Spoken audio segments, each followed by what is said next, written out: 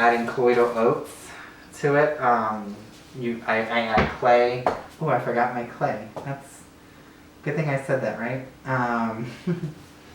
So let's put this back on, since now I am losing my mind officially. No, stop, tear. Just tear down to 0. Thank you. Okay. I forgot my clay. So yeah, I do like adding clays. And I just teared that before I put that thing back on. I did just realize that. Okay, so you don't need too much of this, but it's lovely, let me just tell you. Okay. Come on.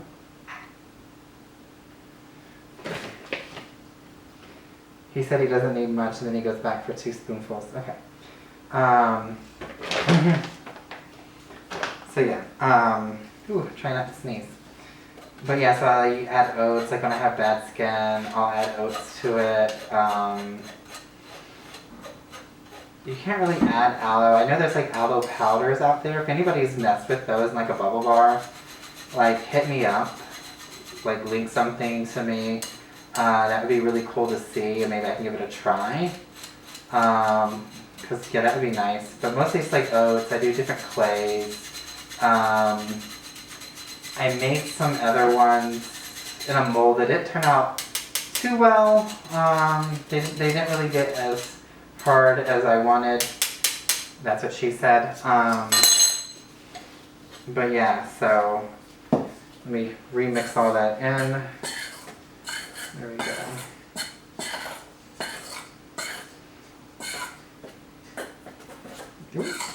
Spraying it everywhere.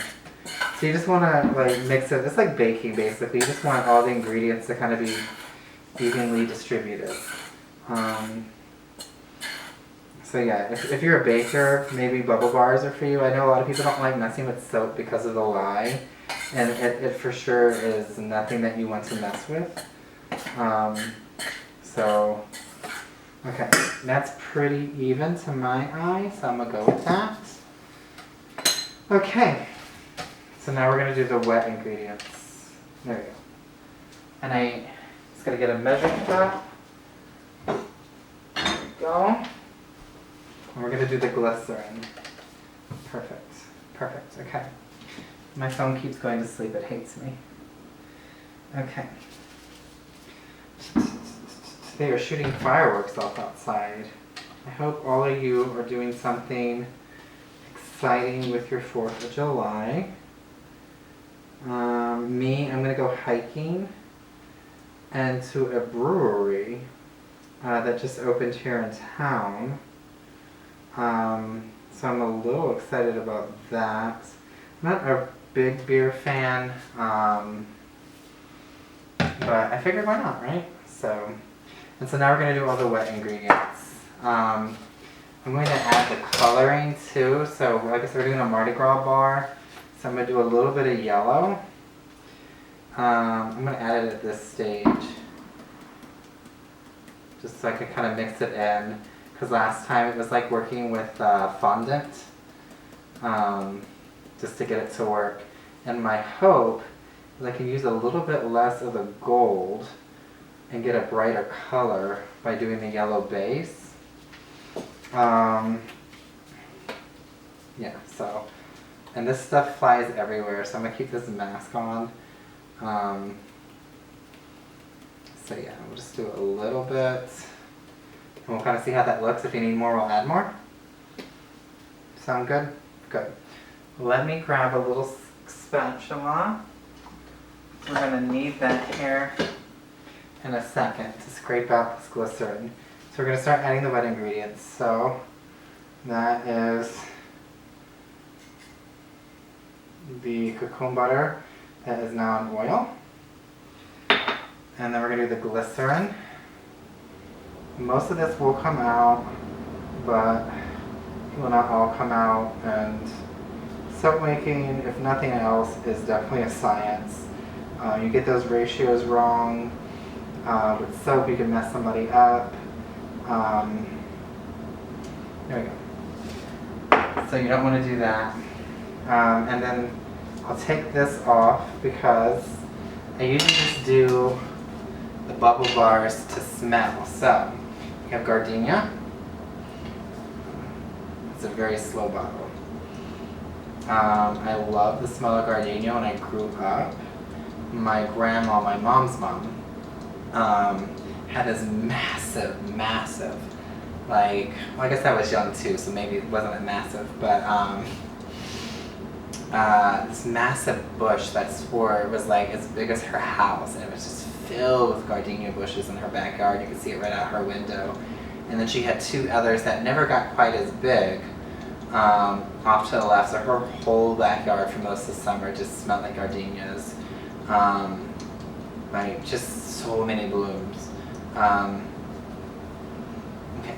And then it doesn't really come out that well. So I know it seems like I'm putting a lot in here. It's not a lot. Like, I'm really having to like just jank this bottle to get some out. Anyways, so we'll go back to my lovely story. So Rose, so yeah, we used to just leave the window open, and all summer long her house would just smell like gardenias. It was so nice. My mom liked jasmine, so the front of our house had these little arbors. And yeah, it just smelled like jasmine. In the backyard had honeysuckle. This is a ylang. I can never say that, so I hope I said that right. We're just gonna do a few drops. It's like super strong. And a little goes a long way. So yeah, so we're gonna be bougie for the camera. Usually I just get in here with my hands, and eventually we're gonna have to like, whew. You can only go so far with this because it turns into this. So, but anyway, so yeah, that was nice. That's some of my memories just growing up. Running back into the swamps, it always smelled like honeysuckle, always wild blueberries. And that's some of the inspiration for my soap. And so we're at that hand stage I told you about. I just want everything to be like really organic. I want it to remind me, and you guys, maybe give you a taste of my childhood through my soaps. So like my Mississippi Mud Bar is inspired by my Aunt Colleen's. We call her Miss Connie. To this day, I have no idea why. But yeah, we used to end just about every summer with one of her pies, and she would make, I have like 40 cousins, like no joke. So she would make like 3 or 4 of them, and there'd just be nothing left. We would demolish these things. And then like ask for more. And she's so sweet and so kind and so loving that she did. She would stay up half the night making more. Her and my Aunt Vicky used to make everybody like these little treats, like little boxes of like peanut brittle, sugar cookies. My Aunt Vicky really wanted to make toffee one year. It did not go well. I love her, but it did not go well. And she had to go through like 30 or 40 recipes, I think, because it just never worked. And she had it in her head she was going to make toffee, chocolate covered toffee. I thought it tasted fine because I was there in the kitchen, because one thing I learned as a kid is if you hang around that kitchen long enough, you can catch some scraps. So that's what I did. I was that kid. So right now we're just kind of working that color through. You want to make sure it is like fondant. Right now it's pretty good a pretty good mix, but there's still like little white specks. You want to get those out, and you're just kind of working and working and working it over and over again until you get there. And then when you're there, you're there. And when you know, right? So you want the color to be pretty even. We're gonna have to add some more yellow for sure. So like if we're going for Mardi Gras colors, so these have to be bright, they have to be vibrant. Gotta do my city proud. So, although technically my city, I suppose it'd be Marrero. That's where my mama lives, and my Aunt Connie. Most of my family's there, or they're down in I got some down in Belle Chase, and I have the rest out in Chalmette, but they are not Chalmatians. For anybody that's local, they'll know what that is. They're not Chalmatians, and my stepmom is from Metairie. So yeah. Then I have cousins up in Baton Rouge and everywhere else. Although lately we've sort of been leaving the area. Now I have family out in Texas, Virginia. My brother's stationed in Virginia right now. Shout out to the Navy. My dad and mom were both Navy too. My parents both retired from enlistment. As my dad says, they worked for a living. No offense to any officers in the audience.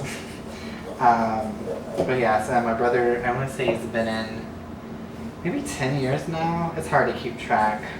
He enlisted at 17 with my parents' signature, and he came out of boot camp, right around his 18th birthday. And he's been with his wife since then. They got married right out of boot camp too. So yeah. And now they have 3 kids and like 2 dogs, lizards. It's ridiculous. But yeah, so they're down there doing their thing. I think he's got like 2 more enlistments coming up, he said. I think he just re-enlisted. Okay, so this is about as yellow as I can get it.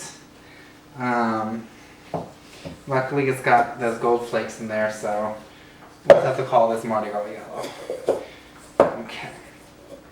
And then we're going to repeat that. I could have made a bigger batch and split it. That might have been the more sensible thing to do. But for me, it's just easier to do this. And then kind of clean everything out. So if there's any military people in the audience, like comment below and say hi. And we'll give you a nice little shout out, unless you're a Marine. Just joking. I don't care. My brother and dad probably would care. I don't care.